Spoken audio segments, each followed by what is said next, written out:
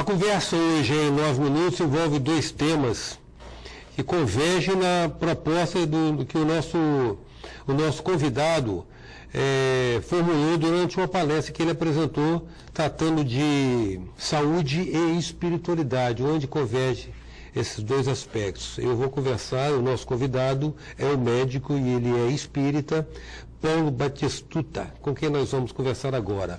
Paulo, na verdade, você proferiu uma palestra recente sobre mediunidade e saúde e a gente quer oportunizar que as outras pessoas que não participaram naquela palestra, né, tenham a oportunidade de saber qual é a compreensão a ser oferecida ao nosso telespectador a respeito dessa convergência de espiritualidade e saúde. Quando você fala de saúde, você está se referindo especificamente à saúde mental e aos transtornos mentais que podem ser derivados ou explicados pela mediunidade? É isso e algo mais, exatamente. O problema é que nós temos hoje um número crescente de pessoas, de indivíduos que estão sofrendo bastante e estão medicados com diagnósticos psiquiátricos. E já há muito tempo que a metodologia espírita de abordagem da mediunidade nos mostra que grande parte dos casos de mediunidade mal trabalhada, mal compreendida pelo médium, pode resultar em adoecimento ou em transtornos da sua vida, na sua adequação social e que são confundidos com doenças psiquiátricas. E algumas pessoas até mesmo com adoecimento orgânico, em função disso, dessa interferência num sexto sentido que ela apresenta. E há descrições de distúrbios clássicos que se confundem com manifestações mediúnicas? A classificação internacional das doenças, o CID-10, que nós usamos aqui no Brasil, e o DSM-4, de 1997 e 1994, respectivamente, eles têm rubricas que contemplam transtornos causados no indivíduo a partir de fenômenos espirituais. Tanto o DSM nos Estados Unidos quanto o CID, que é internacional da Organização Mundial da Saúde, compreendem assim. Só que não existe um entendimento muito amplo entre os médicos, inclusive entre os psiquiatras. Mas nós sabemos que, por exemplo, na fenomenologia espírita, nós aqui no Brasil é um país que tem muitos médiuns e as pessoas veem nas novelas que uma pessoa pode ver espírito. Ora, para o psiquiatra, ele está tendo uma alucinação visual. Ele está vendo algo que não é objetivo e que é uma formulação desse próprio sujeito, fruto de uma doença da sua mente. No espiritismo, nós entendemos que pode sim haver uma doença psiquiátrica que causa essa alucinação, porém a outra possibilidade, a possibilidade da pessoa de fato estar vendo algo de uma outra dimensão, que o nosso aparelho visual não consegue perceber, mas o médium que tem esse sexto sentido na visão consegue perceber. Para o psiquiatra seria uma alucinação. Para o espírita, alguns desses que têm alucinação são médiums. E nós podemos falar da mediunidade de ouvir, audição. Ouvir vozes. Uma alucinação auditiva. Ou então tem outra dissociação. A dissociação, digamos, por exemplo, um transtorno dissociativo, dupla personalidade. A pessoa, nós estamos conversando aqui, você está, eu sou Paulo, eu te conheço dos programas e vejo como você é. De repente você, ou então eu adotamos um comportamento totalmente diferente, uma outra personalidade.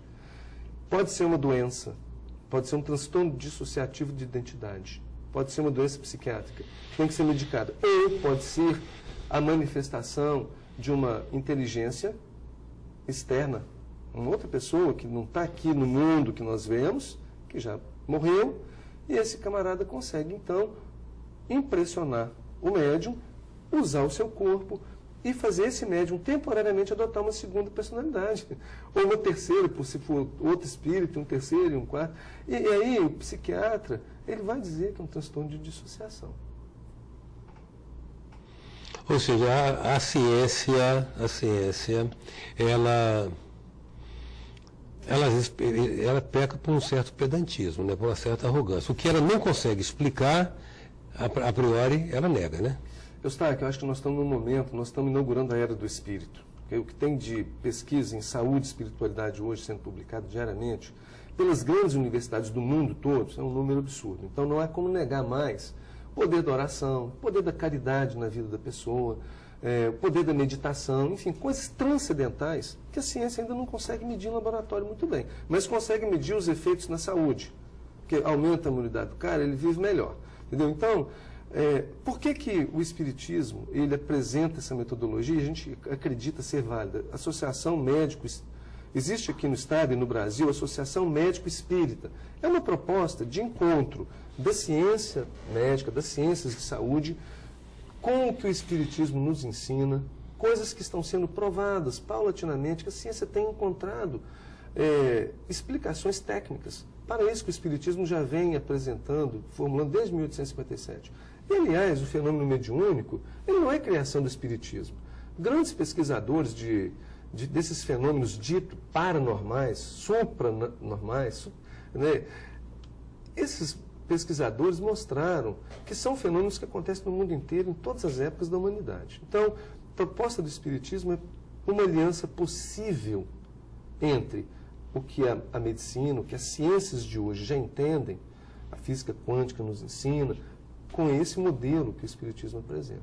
Né? Nesse tocante aqui da mediunidade e os transtornos psiquiátricos, alguns hospitais psiquiátricos no Brasil hoje são hospitais espíritas e esses hospitais adotam uma metodologia de trabalho sui generis. Combinam o tratamento tradicional médico com a terapia espírita complementar. A terapia espírita não é substitutiva. Não é para o paciente deixar o tratamento com o psiquiatra regular. Porém, vai utilizar os recursos que o Espiritismo ensina. A oração, o uso da água fluidificada, o uso de passes e a desobsessão. Lógico que tudo isso é acompanhado da reforma íntima do paciente. Né? Dessa forma, os hospitais espíritas têm conseguido um sucesso muito grande em casos que a psiquiatria não consegue resolver, com todo o seu arsenal que cada vez vem aumentando. Então é preciso o psiquiatra entender essa possibilidade. Por outro lado, é importante o espírita ter a humildade de entender que muitos casos que são levados como obsessão, não são doença psiquiátrica. Esse bom senso que nós precisamos. Né? Paulo, você falou a respeito de dois diagnósticos possíveis a respeito de acometimentos que podem afligir uma pessoa. Pode ser distúrbios reduzidos à ânima da pessoa, digamos assim, como eu diria, distúrbios intrínsecos à pessoa e outros decorrentes de uma mediunidade que não foi identificada. Né? São tratamentos. E se você falou a respeito do trabalho bem sucedido que se desenvolve hoje, convergindo a abordagem espírita com a abordagem medicamentosa ou a abordagem psiquiátrica convencional. Mas veja bem, nesse caso, como é que faz? Nesse caso, consegue-se distinguir um problema do outro? Consegue-se distinguir quando esse problema é um problema da personalidade do indivíduo mesmo e quando é um problema que decorre de uma interferência externa, no caso da mediunidade? Exato. Esse problema, Eustáquio, foi apontado por Allan Kardec no Livro dos Médiuns, que é de 1861. Ele foi também amplamente debatido na revista de estudos psicológicos, chamada Revista Espírita, editada pelo próprio Allan Kardec em 1862. Isso é antigo.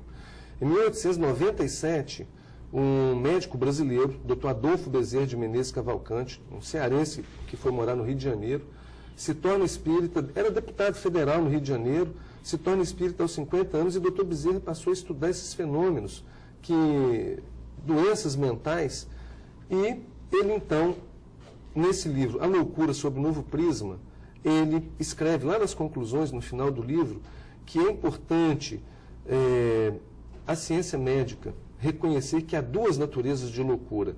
Aquela de origem material, no cérebro que fica doente, no psiquismo que adoece, daquela que é gerada pela obsessão, pelo assédio de pessoas que já faleceram. Né?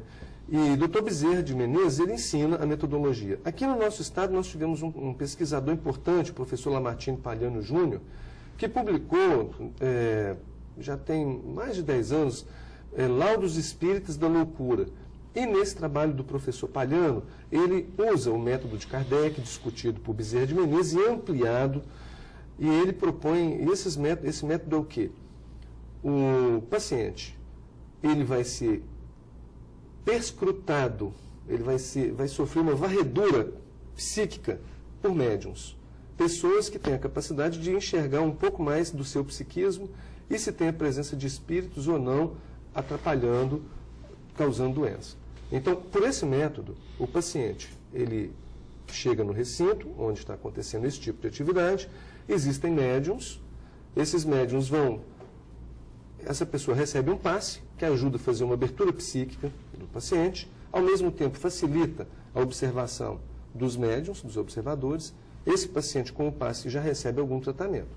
Depois de alguns minutos desse passe, o paciente se retira do ambiente e aí os médiums dirão o que viram, o que perceberam. E também, em geral, recebe-se uma psicografia a respeito. A percepção do problema pode vir de várias formas, de visão, de audição, de psicografia. Então, os médiums utilizam essas capacidades e relatam que o problema da pessoa, olha, é uma pessoa que em outra vida ela foi muito rica, uma pessoa gostou do luxo, gostou do conforto, e era uma pessoa autoritária, ela não tratava bem as pessoas, mania de grandeza, e ela nasce agora numa condição diferente daquela. Ela agora não é rica mais, é uma pessoa simples, de posses, mas continua com a soberba, com a arrogância de antes. Cria relacionamentos tortuosos, briga com todo mundo, e sua vida está complicada por causa disso. O médium, ele pode ver isso, a sua realidade de outra vida, e pode perceber que o problema dela não se trata de uma influência espiritual,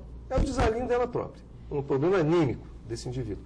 Por outro lado, digamos uma outra situação, foi uma pessoa rica, gostou da vida de luxo, mandou matar muita gente, criou muitos inimigos, roubou várias pessoas. E agora essa pessoa nasce aqui como um cidadão, também sem posses, e tem esse traço arrogante, e ele agora foi identificado pelos inimigos de outrora, e começa a ser assediado por esses. E esses aí não se consideram nada como demônio, capeta, nada disso. São pessoas cobrando o que lhes é devido, porque foram lesados no passado. Então, esses são os obsessores. São os irmãos sofredores, obsessores. Né? Então, a terapia espírita complementar do problema psiquiátrico seria o quê? Conversar com o paciente e sugerir a ele novos rumos de comportamento, que nós chamamos de reforma íntima. Essa é a reforma íntima. Exato. Aprender a perdoar, aprender a não falar mal dos outros, aprender a amar ao próximo como a si mesmo. Ponto. E, por outro lado, a oportunidade de abordar esses indivíduos magoados do passado, que estão em outra dimensão e que em outra reunião, chamada de desobsessão, eles não vão ser alvo de exorcismo, eles não vão ser chamados de capeta, nem demônio, nem satanás. Eles vão será feita uma psicoterapia do espírito. Ele será visto como um irmão que, assim como nós, também tem um passado complicado, porque cada um de nós tem passado. A gente não pode tirar a primeira pedra. A gente passa, então, nessas reuniões a ser solidário com esse indivíduo, entender o drama dele e, dessa forma, tentar intermediar uma pacificação, um apaziguamento. Com isso, esse obsessor consegue novos rumos para a sua existência e esse paciente aqui, ele pode se libertar de um assédio, de uma opressão que repercute na sua sanidade física e mental, né? A nossa conversa com o Dr. Paulo Batistuta prossegue no 9 Minutos de Amanhã, para o qual eu convido você a estar conosco. Até já, então. Sou passageiro do tempo, tentando entender, erro e acerto os caminhos, aprender